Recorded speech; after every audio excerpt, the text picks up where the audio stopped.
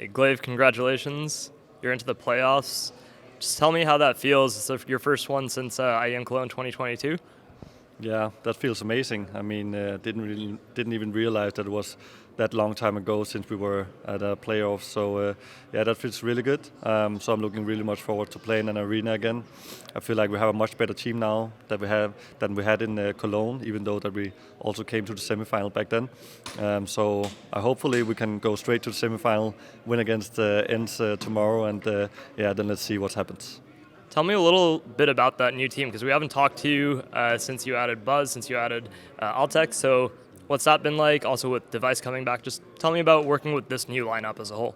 I mean, a lot have been happening with Astralis. I mean, we have gotten, since 2023 has started, we've gotten Buzz, Altex, Device, really good players, all of them doing a good job, especially, of course, you see Device, he's putting up really good numbers. Somebody maybe thought that he couldn't do it again, but yeah, he's proving himself over and over again, and he's a really good player. So it feels really good to have him by my side once again. And then also we have the back of Astralis. I mean, the coaching staff and the sports psychologist and stuff like that also has been changing from 2023. Feels really good. Now I have two coaches behind me. I've been asking for that for some time, so that feels really great.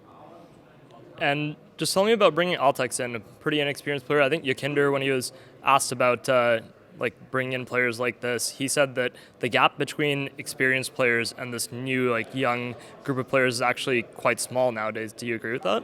Yeah, I agree. I mean, I think that's also why you see tier 2, tier 1 is so close to each other, because the game is so individual right now. I mean, you have to make plays all the time. It's not utility based. Of course, the utility is really important, but because everybody knows how to play with utility, everybody also knows that you need to take duels before the utility is used. So yeah, so I mean, I think that's why that the players are so good in tier 2 as well, because it's just about the aim a lot, and they have good aim. Did Device say anything to you when you knocked over your monitor? Was he like, "That's my job," anything like that? No, he didn't. He was just laughing a lot. And I didn't even realize that my monitor fell down before I saw his face, and he was just laughing. I was like, "Why are you laughing?" And yeah, then I saw it. So yeah, but it was nice. You played Cloud9 in Brazy Party, ended up on two different maps at the start of this series than there. Was that a conscious choice for you? You didn't want to play the same thing? I think we kind of had the same mindset that last time they probably didn't. They knew that we didn't expect Vertigo, and that's why they picked it. So this time around, they knew that we probably expected Vertigo, and they picked Mirage. And it was kind of the same thing with Overpass and Ancient going into the game for us. So we kind of tried to surprise each other a bit, and this time around it worked out better for us. But the V2 is always fun because you don't want to pick the obvious choice all the time because then you will get too readable. So that's how it is. Going back to yesterday, you had this overtime versus Liquid. Do you have some flashbacks of some years gone by? I mean, it was a great game against them. I think we could have won easier, to be honest, because I mean we threw some rounds at the beginning on the T side. So it was a little bit closer than it should have been, I think. Tomorrow you're going to take on ENCE for a spot in the semifinals, so a chance to skip around.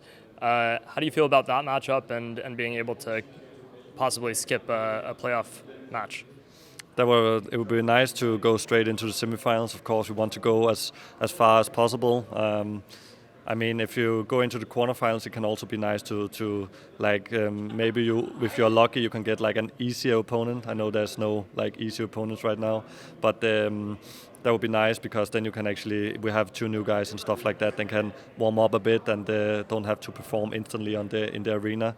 But I mean, they're good guys, and we will try to talk to them and make them comfortable with playing at an arena. And yeah, then let's see what happens. You were mentioning earlier about having two coaches as part of your support staff. Can you help me? Can you kind of just talk me through what they do for you and kind of the different roles that they have?